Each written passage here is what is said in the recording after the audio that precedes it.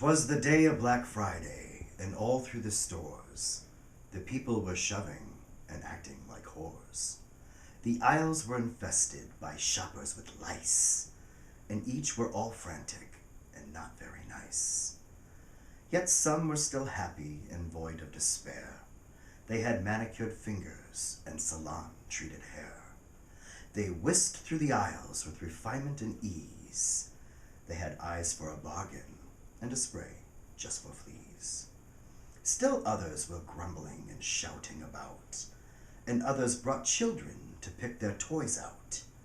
Their children were tired from a Thanksgiving meal, but their parents were focused on getting a steal. So crying and kicking and pulling pressed on, and shoving and pushing from Big Brother Ron. They all seemed so miserable, so why were they there? But let's get to that later, and for now, let's just spare a few moments to showcase what draws people out, to shop on Black Friday and commiserate about. The world is expensive, as you and I know. It's hard to pay bills and watch your bank grow. It's tough to earn money and hold down a job. Corporations, they know this, and are looking to rob you and your family and loved ones and friends, disguising their treasures as means to an end. They promise you wonder and a day full of fun, but it's all for a profit, or it wouldn't be done. Now let's, for a moment, step back to the aisles, where the parents were shoving and the children were vile.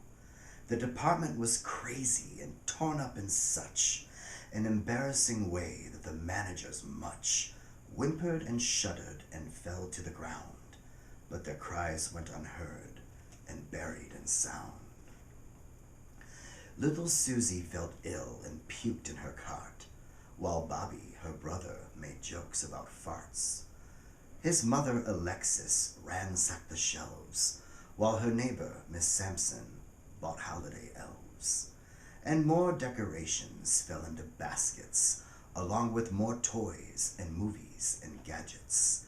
These items collected, grabbed at, and tossed in the carts of the shoppers who were there for the win. Veronica Hemsworth shoved Sue Holiday. Her reason for shoving? Bitch done got in my way. Some fathers they fought for toys for their boys. Al Smith proclaimed, "Boys should have guns that make noise." Yet Michael Adantis said in despair, "Your boy will be violent and then you will care." So the fathers, now angry, got into a fight. Those actions, quite common, carried into the night. And at some point a worker hung his head low, shouting, "This is not Christmas."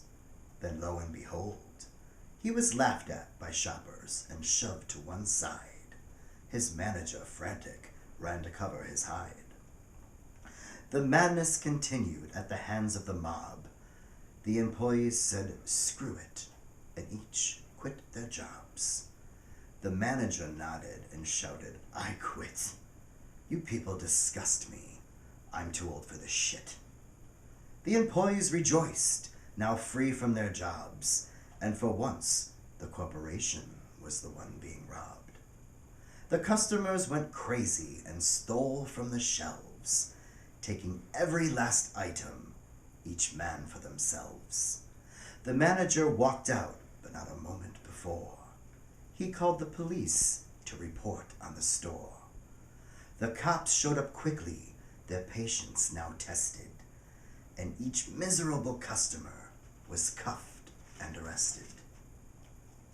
The workers went home, driving off out of sight, while the customers went off to jail for the night.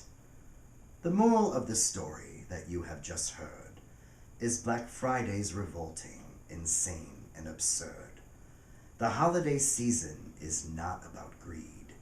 It's for giving and helping those who are in need.